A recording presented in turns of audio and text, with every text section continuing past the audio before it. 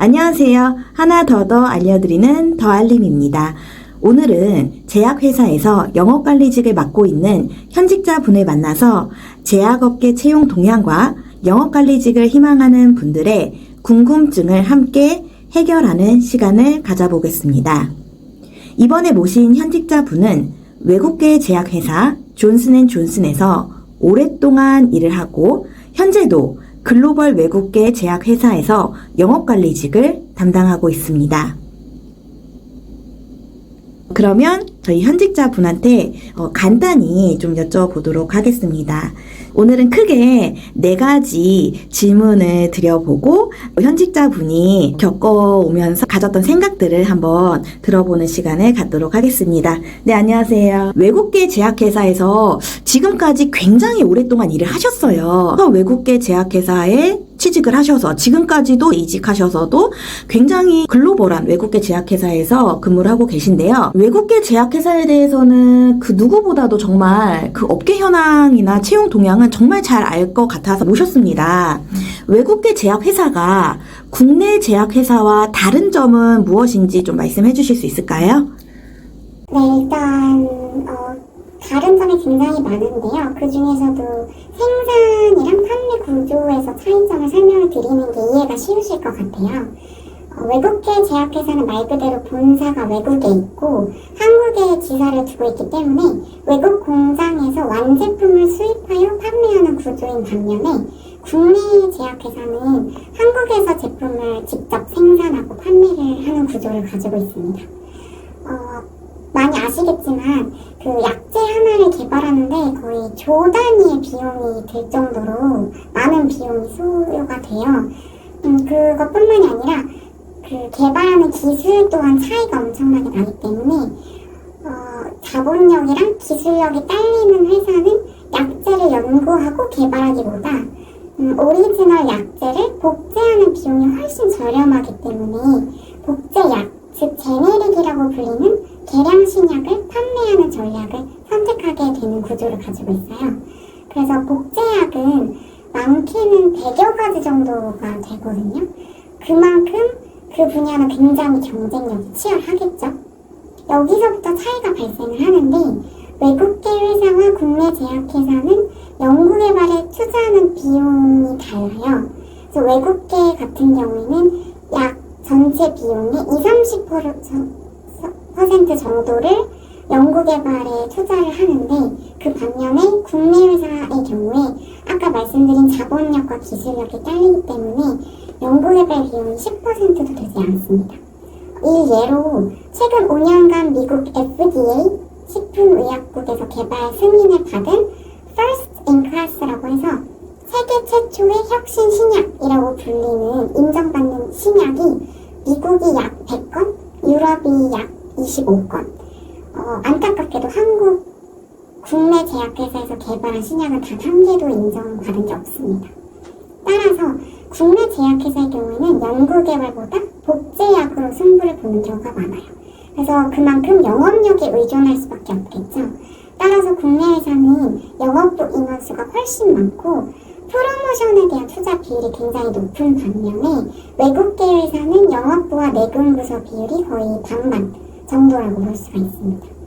이게 또 조직 문화와도 연결이 되는데요. 저는 외국계밖에 근무한 경험이 없기 때문에 일반화할 수는 없지만 업계 지인들 통해서 얘기를 들어보면 아무래도 외국계는 본사 문화와 방침을 많이 따르기 때문에 다소 수평적이고 자유로운 분위기 그리고 휴가도 마음껏 쓸 수 있는 그런 상황인 반면에 국내 제약회사는 다소 좀 딱딱하고 위계질서가 철저한 그런 문화라고 들었습니다. 네, 너무 자세히 말씀을 해주셨어요. 외국계 제약회사와 이제 국내 제약회사 차이점을 주로 이제 디테일하게 말씀을 해주셨는데요. 그렇다면 외국계 제약회사에서 이제 오랫동안 10년 넘게 영업이랑 영업관리직을 하고 계시잖아요. 취업하는 취준생 분들은 이게 가장 궁금할 것 같아요. 그러니까 외국계 제약회사 영업이나 뭐 영업관리직을 지원을 할 때 전공이 무관한지 이 부분이 가장 궁금할 것 같습니다. 사실은 요즘에 전공을 살려서 취직을 하는 경우가 굉장히 많이 드물어요. 그리고 영업관리직 같은 경우는 어떻게 보면 뭐 사교적이면 혹시 지원을 할 수 있지 않을까라는 생각이 또 들기도 하는데 굳이 또 제약업계라고 한다고 하면 취업을 준비하는 분들한테는 다소 멀게 느껴질 수 있는 어떻게 보면 하나의 산업군일 수도 있거든요. 그래서 이 부분에 대해서 좀 말씀해 주시면 좋을 것 같아요. 그래서 외국계 제약회사에 영업이나 영업관리직을 지원을 할 때 전공은 무관한지 한번 이야기를 들어보겠습니다. 좋은 소식, 여러분들께 굉장히 좋은 소식은 영업관리부서는 대체로 전공이 무관하다고 볼 수가 있어요. 놀라우시죠? 왜냐면 제약업계라고 하면 대체로 생물학 아니면 화학 아니면 약대생들이 가는 게 아닌가? 나는 도전하지 못할 것 같은 영역인데라고 생각하시는데 저희 회사에도 일부 특정 전공자를 필요로 하는 부서 외에는 대체로 전공이 무관하세요. 저만 해도 문과 출신의 전공도 교육학과 출신이거든요. 그래서 대체로 전공이 무관하지만 그만큼 영업이나 영업관리에 요구되는 역량은 당연히 갖추셔야겠죠. 예를 들어서 영업관리부서에는 크게 교육팀이나 인사팀, 제품 마케팅, 디지털 마케팅, 실적관리부 이런 종류들이 있어요. 이 부서들의 전공이 무관하다고는 하지만 관련 경험이 있으신 분들에게 당연히 유리하다고 볼 수가 있겠습니다. 참고로 신입 공채 채용 인원과 빈도가 가장 높은 부서는 국내 제약회사 영업부이긴 해요. 그러나 외국계 제약회사에서는 신입 공채도 있기도 하고 또 인턴이나 계약직으로 1년에서 2년 정도 근무하시다가 정규직으로 전환되는 경우가 많습니다. 그리고 또 하나 말씀을 드릴 게 생물학이나 화학 전공자분들도 영업이나 영업관리를 지원하실 수가 있고 이분들은 또 영업 혹은 영업관리부서 이외에도 지원 가능한 포지션이 굉장히 많습니다. 예를 들어서 정부랑 약과나 허가 관련해서 논의를 하는 약과 허가팀 아니면 정부랑 커뮤니케이션 관련해서 대관 업무를 하는 대관 업무 부서 그리고 임상 논문이나 아니면 학술적인 부분에서 공부를 해서 회사에 알려주는 의학학술부 임상팀 굉장히 다양한 부서가 있기 때문에 생물학, 화학 전공자분들도 관심 있으신 분들은 더 선택의 폭이 넓을 수 있다라는 거 말씀드리고 싶습니다. 네, 말씀 대단히 감사합니다. 그래서 들어보면 영업이나 영업관리직 같은 경우는 크게 전공이 따로 정해진 전공은 없다. 좀 무관하다. 그러니까 영업이라는 직군 자체에 좀 관심이 있다라고 하면 누구나 문을 들여볼 수 있다. 이렇게 정리를 할 수 있을 것 같아요. 그러면 세 번째로 질문 드려보도록 하겠습니다. 제약업계 영업관리직은 주로 하는 일은 무엇일지 정말 궁금합니다. 이 부분 말씀해 주시면 감사하겠습니다. 네, 아까 말씀드린 대로 영업관리직은 교육팀, 인사팀, 제품 마케팅, 디지털 마케팅, 실적관리부서 이렇게 좀 주로 설명을 드릴 수 있을 것 같아요. 먼저 제품 마케팅 같은 경우에는 당사 제품의 판매 전략을 짜고 그에 따른 키메시지라든지 머티리얼을 개발하고 실통 지원 같은 액티비티들을 주관을 하는 업무를 주로 하고 있어요.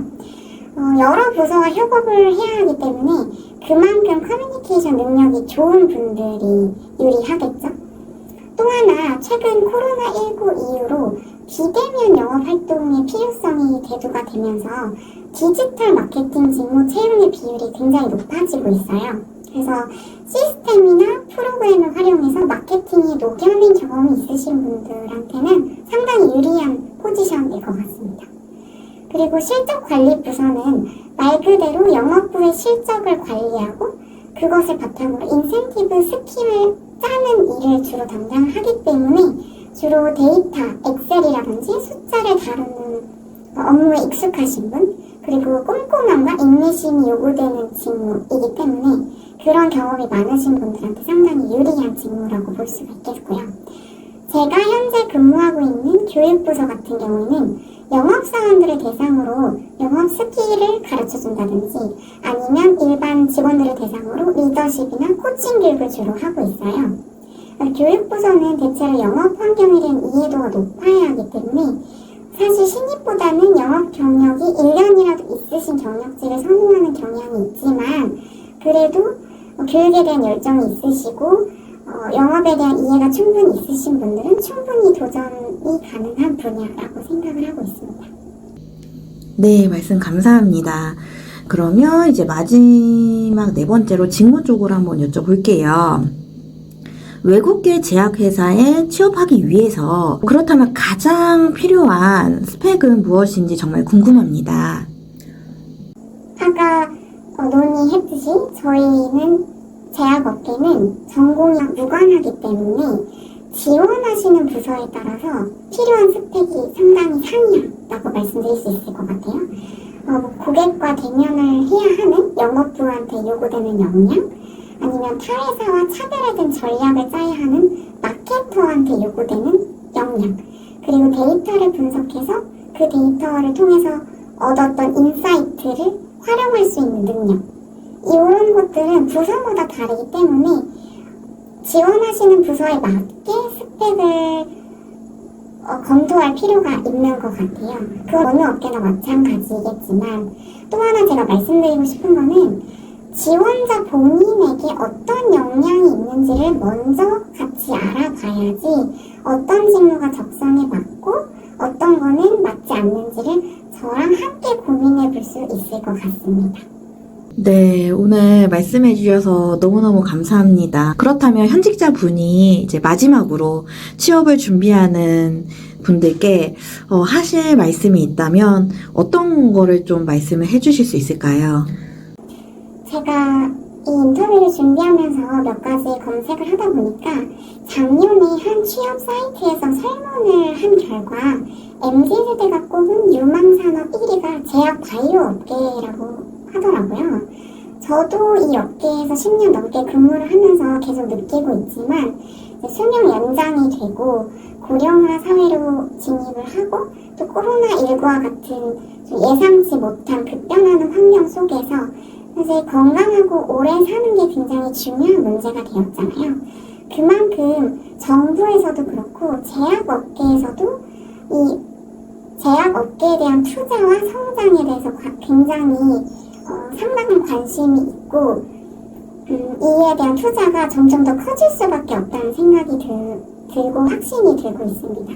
그래서 제약업계에 들어오는 순간부터 여러분들께 굉장히 많은 기회가 열릴 예정이니 꼭 궁금한 사항이 있다거나 도전이 필요하신 분들은 주저하지 마시고 연락을 주시면 감사드리겠습니다. 네, 오늘 제약업계에서 약 10년 정도 넘게 일을 하신 현직자 분과 이렇게 인터뷰하는 시간을 가져보았습니다. 그래서 많은 분들이 희망하는 영업관리 직군에 대해서 제약업계 내에서도 이제 외국계 제약업계 그리고 국내 제약업계 동향을 잘 살펴주셨고요. 또 영업관리직을 희망하시는 분들의 스펙에 대해서도 너무 잘 말씀을 해주셨습니다. 감사드리고요. 이번 현직자 분과 함께 제약회사 영업관리직 합격 찐 노하우를 이제 들으면서 추후에 뭐 자소서나 면접 컨설팅도 가능합니다. 그래서 현직자 분과 자소서 면접 컨설팅 하고 싶은 분, 그리고 현직자 분의 정말 그 합격 노하우를 이야기를 듣고 싶다면 하나 더 알려드리는 더알림으로 문의 주시면 되겠습니다. 네이버에 더알림 치시면 되고요. 하나 더 알려드리는 더알림, 이것으로 현직자 인터뷰 마치도록 하겠습니다. 오늘 인터뷰 해주셔서 감사합니다. 감사합니다.